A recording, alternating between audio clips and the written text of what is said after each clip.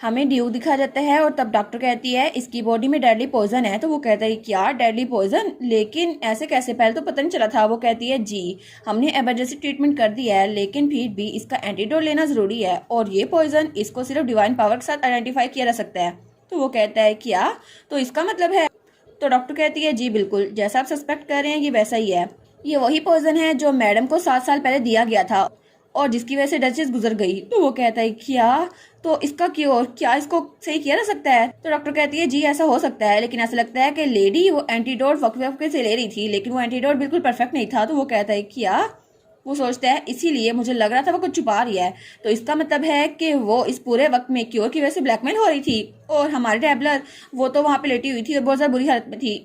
तो उसकी मेट कहती है मुझे माफ कीजिएगा, मेरी गलती है, मैं अगर उनको हॉस्पिटल ले जाती तो ये सब कुछ ना होता। वो कहता है अपने आप को ब्लेम ना करो शार्लेट, और ये सब कुछ जिसने भी किया है उसको इसकी जिम्मेदारी उठानी पड़ेगी, और वहां पे वही बच्चा था। तो तब एम्पर कहता है एमील क्या वो तुम ही हो जिसने मेरी बेटी के खाने के साथ कुछ गड़बड़ की है।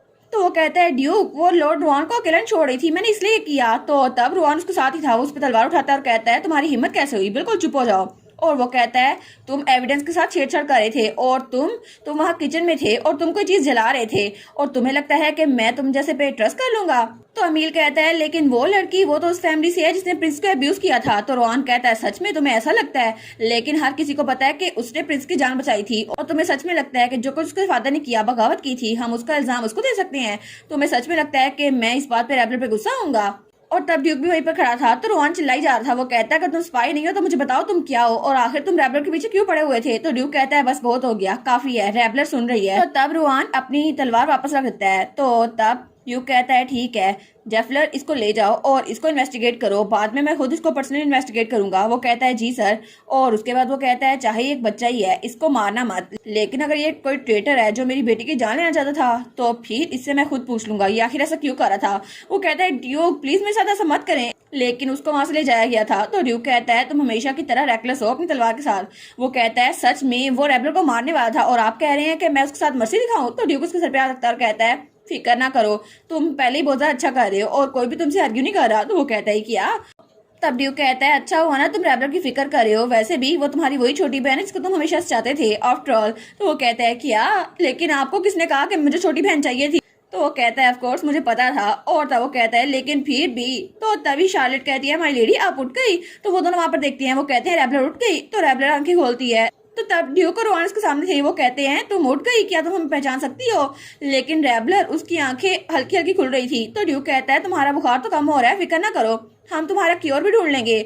लेकिन तभी रैबलर कहती है फादर प्लीज मैं मरना नहीं चाहती, प्लीज फादर मेरे पास रहें, प्लीज मुझे बचा ले, मैं मरना नहीं चाहती। और उसकी आंखों में आंसू आ रहे थे, लेकिन अभी भी वो नींद में थी और इसीलिए वो नींद में उसे अपना फादर समझ रही थी। तो ड्यूक कहता है फिक्र ना करो, मैं तुम्हारे साथ ही हूँ, मैं तुम्हें प्रोटेक्ट करूंगा चाहे कुछ भी हो जाए, इसलिए प्लीज रैबलर प्लीज उठ जाओ। और तब हमारे रैबलर वो फिर से बेहोश हो गई थी। लेकिन तब हमें 5 बजे का वक्त दिखाया जाता है और तब रैबलर की हल्की हल्की आंख खुल रही थी। वो सोचती है क्या क्या ये मेरा कमरा है, लेकिन क्या मैं बेहोश हो गई थी। तो तभी वहां पर कोई बैठा था, वो कहता है तुम उठ गई। तो वो कहती है क्या ड्यूक, और ड्यूक वहां पर बैठा था और उसको सवाल नजर से देख रहा था। तो वो कहती है आखिर आप यहाँ पर क्या कर रहे हैं। तो ड्यूक कहता है क्या तुम्हें मुझे कुछ बताना नहीं था कि आखिर वो पॉइजन तुम्हारी बॉडी को कैसे इफेक्ट कर रहा था, तुम मुझसे कुछ नहीं कह सकती थी। तो वो कहती है क्या उस बारे में।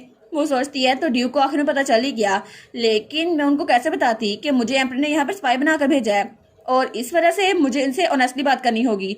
वो कहती है ड्यूक मुझे आपसे कुछ डिस्कस करना है। ड्यूक कहता है हाँ बोलो। तो रैबलर कहती है एक हिडन केव है जो कि नॉर्दर्न माउंटेन्स में है और उसमें वही चीज है जो आपको चाहिए, और अगर आप उसको ले लेंगे ना तो आप एम्पर को भी टक्कर दे सकती हैं, और अगर आपको मुझ पर यकीन नहीं है तो आप किसी को भेज के वहाँ वेरीफाई करवा सकते हैं। तो ड्यूक कहता है आखिर तुम अचानक क्यों कह रही हो। वो कहती है एक्सचेंज में मुझे कुछ चाहिए, क्या आप मेरी मौत का झूठा दिखावा कर सकती हैं ताकि एम्पर को लगे मैं मर गई हूँ, और इस तरह मुझे कहीं और दूर भेज दें, किसी और जगह, अगर हो सके तो समुद्र के पास, मुझे वहां पे रहना है। तो वो कहता है रैबलर आखिर तुम ये क्यों कह रही हो। तो वो रोने लग जाती है। वो कहती है प्लीज मैं आपसे दरख्वास्त कर रही हूँ, प्लीज मुझे जिंदा रहना है, इसीलिए मैं यहाँ से जाना चाहती हूँ। तो ड्यूक कहता है लियम है ना, ये सब कुछ उस एम्पर ने किया है और ये सारा खतरा तुम्हें एम्पर से है, सारा खतरा वो बना हुआ है। और तब रुमाल उठाता है और कहता है ठीक है तो मैं क्वेश्चन चेंज करता हूँ, आखिर अभी तक तुमने मुझसे हेल्प क्यों नहीं मांगी। और तब उसकी आंसू साफ करता है तो रेबलर सोचती है मैं इनसे हेल्प कैसे मांग सकती थी जबकि मेरे डैड उनको भी नहीं छोड़ा गया और हमारी पूरी डची वो जल गई। तो ड्यूक कहता है तुम तो सच में बहुत ज्यादा बुजदिल हो, अगर ऐसा कुछ था तो तुम्हें मुझे पूछना चाहिए था ना, मैं तुम्हारा अडल्ट हूँ, मैं तुम्हारी हिफाजत कर सकता था, लेकिन कम अज कम तुम्हें मुझे बता देना चाहिए था ना, और तुम अभी भी छोटी बच्ची हो। तो वो कहती है लेकिन, तो ड्यूक कहता है ठीक है फिक्र ना करो, और वैसे भी अपना चेहरा खराब करने की जरूरत नहीं है, और तुम्हारे पास कोई है जिसपे तुम रिलाई कर सकती हो और मैं तुम्हारे पास ही हूँ, और छोटे बच्चों को बड़ों की जरूरत होती है और फैमिलीज ऐसी बनती है ना। तो वो कहती है मुझे समझ नहीं आ रही कि आप मेरी तरफ इतने काइंड क्यों हैं। और तब रोते हुए कहती है लेकिन अगर मैंने आप पे रिलाई किया और फिर से वो सब कुछ हो गया, एक ही रात में मुझसे सब कुछ छीन गया तो क्या होगा। तो ड्यूक कहता है जब मैं वार में जाने वाला था ना, उससे पहले मैं एक जगह पर गया था किसी के घर, और तब मैंने एक बच्ची देखी थी जो बहुत ज्यादा छोटी थी, लेकिन वो बच्ची मुझे देखकर स्माइल कर रही थी, और तब वहां पर उसका डैड था और उसके हाथ में हमारी रबड़ पकड़ी हुई थी और वो कितनी प्यारी लगी थी ना स्माइल करते हुए। तो ड्यूक कहता है हालांकि छोटे बच्चे हमेशा दूसरों को देखकर रोना शुरू कर देते हैं, लेकिन वो बच्ची मुझे देखकर स्माइल कर रही थी, और उसके फादर ने कहा था एक बेटी होना कितना वंडरफुल है ना, और मैंने कहा था कोई बात नहीं, मेरा बेटा भी इतना वीक नहीं है। और तब रेबलर वो तो उसकी शर्ट खाने की कोशिश कर रही थी। तो जब ड्यूक कैसियस ने रेबलर को पकड़ा था तो उसका डैड कहता है मेरी छोटी बेटी बिल्कुल ग्लास की तरह फ्रेजाइल है, कितनी प्यारी है ना। और तब ड्यूक कहता है क्योंकि तुम्हारे डैड ने मुझे यही कहा था और मैं इसी वजह से तुम्हारी हिफाजत कर रहा हूँ, क्योंकि तुम्हारे डैड ने कहा था कि अगर मुझे कुछ हो जाए तो तुम मेरी बेटी की हिफाजत करना। तो रेबलर कहती है क्या मेरे डैड ने आपसे कहा था। वो कहता है हाँ बिल्कुल, हालांकि सबको यही लगता है कि मैं और तुम्हारा डैड हमेशा दुश्मन रहे थे, लेकिन असल में हम लोग दोस्त थे और इसीलिए मैं तुम्हारी हिफाजत करना चाहता हूँ, वरना क्या वजह थी कि मैं तुम्हें वहां से भागने में हेल्प करता।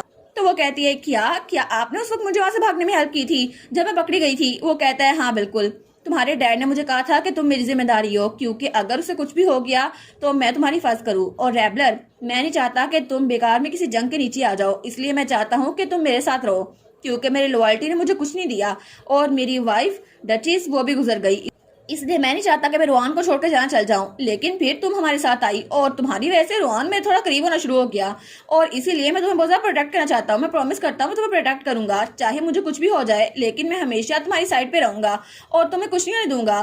तो वो कहती है सच में मुझे नहीं पता फ्यूचर में क्या होने वाला है, लेकिन इस वक्त मुझे लगता है मेरी जिंदगी का सबसे ज्यादा अच्छा लम्हा है। और तब वो भी ड्यूक को गले लगा लेती है। वो कहती है थैंक यू सो मच, और ड्यूक भी उसको तसल्ली देता है।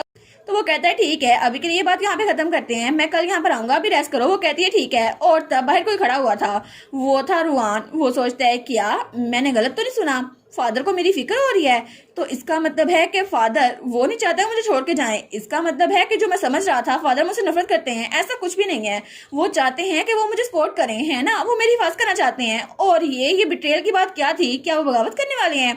लेकिन तभी दरवाजा खुलता है और ड्यूक वहां से आता है।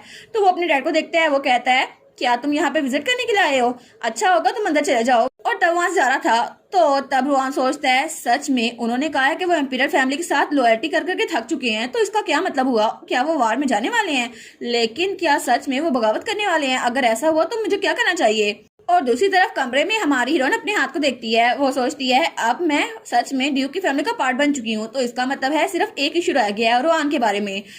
लेकिन वो सोचती है पता नहीं मुझे कब चांस मिलेगा जब मैं ड्यूक को और रुआन दोनों को वो गिफ्ट दे पाऊँ जो मैं मार्केट से लेकर आई थी, और वो तो उसके ड्रॉर में पड़ा हुआ था। तो तब उठते हुए कहती है पता नहीं रुआन और ड्यूक दोनों इतने ज्यादा जिद्दी क्यों हैं, और शायद मुझे इसकी थोड़ी एडजस्टिंग करनी चाहिए। तो तभी वहां पर रुआन आता है। वो कहता है आखिर तुम मेरा नाम क्यों ले रही हो। तो वो कहती है रुआन तुम यहाँ कब आए। वो कहता है मैंने तुम्हें कहा था मेरा नाम लेना बंद कर दो, मैं यहाँ पर थोड़ी देर पहले आया था और वैसे भी मैं इंतजार कर रहा था ताकि ड्यूक चले जाए। और तब वो कहता है एनीवेज अगर तुम मुझे बिग ब्रदर कहना शुरू कर दोगी ना तो फिर मैं तुम्हें अपनी फैमिली का पार्ट मान लूंगा। वो कहती है क्या बिग ब्रदर, मुझे नहीं पता मुझे कहना चाहिए या फिर नहीं। वो कहता है क्या लेकिन क्यों, मुझे बिग ब्रदर मान लो ना। वो कहती है लेकिन मैं तो बहुत ज्यादा स्मार्ट हूँ ना, रुआन से भी ज्यादा स्मार्ट, और मैंने तो हिस्ट्री बुक खत्म कर ली थी।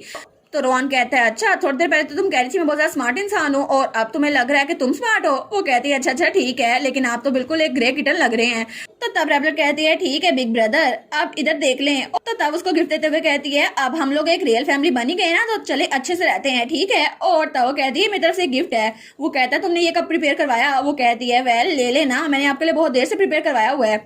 तो वो कहता है ठीक है तुम अच्छी हो जाओ ना फिर मैं भी तुम्हें गिफ्ट दूंगा। वो कहती है ठीक है मुझे बड़ा मजा आएगा। तो वो कहता है और कल से मैं स्पोर्ट्समैनशिप की और ज्यादा प्रैक्टिस करूंगा। और ड्यूक से ज्यादा मैं तुम्हें प्रोटेक्ट करूंगा, ठीक है। वो कहती है ठीक है, ये चीज तो मुझे बहुत खुश कर रही है। तो तब उन फूलों को देखती है और कहती है लेकिन बिग ब्रदर, मुझे लगता है कि आप अभी भी बच्चे हैं, तो अगर आपको हेल्प चाहिए हो तो ड्यूक से मांग लीजिएगा, क्योंकि वो हमारे अडल्ट हैं और हम उससे हेल्प मांग सकते हैं। और ये अच्छा है ना, हम लोग एक फैमिली बन गए हैं, तो एक दूसरे से हेल्प मांग लिया करे। वो कहता है हाँ ऐसा हो सकता है। तो तब वो कहती है अगर आप रूम के बाहर से हमारी बात सुन रहे थे तो आपको पता होगा ड्यूक आपके बारे में बहुत ज्यादा अच्छा सोचते हैं और वो चाहते हैं आप उनके पास ही रहें। लेकिन अगर आप अपनी फीलिंग्स को छुपाते रहेंगे तो ड्यूक को कभी पता नहीं चलेगा कि आप भी उनकी बहुत ज्यादा इज्जत करते हैं और उनसे बहुत ज्यादा प्यार करते हैं। इसीलिए आपको ड्यूक को उनका गिफ्ट भी देना चाहिए। और वहां पे 2 ब्रोच थे। वो कहती है एक आपका और एक आपके फादर ड्यूक का। तो मुझे लगता है कि ज्यादा देर नहीं हुई, वरना आपके लिए बहुत ज्यादा पछतावे रह जाएंगे। वो कहता है रेबलर, तो जल्दी से उसका नाक पकड़ लेता है। वो कहती है क्या हुआ?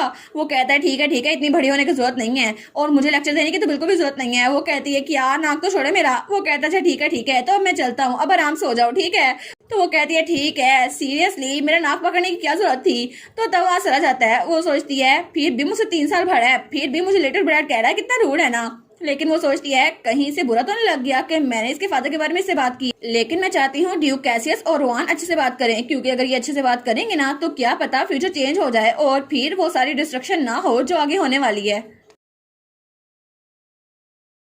और इसी के साथ ये वाला पार्ट यहीं पर ख़त्म। तो आप लोग बताइएगा आप लोग को ये पार्ट कैसा लगा, और वीडियो को लाइक और चैनल को सब्सक्राइब लाजमी कीजिएगा। बाकी वीडियोस का लिंक भी स्क्रीन पर नज़र आ रहा होगा, तो काइंडली उनको भी चेकआउट कर ले। और thank you so much for watching my videos. Stay safe, bye bye.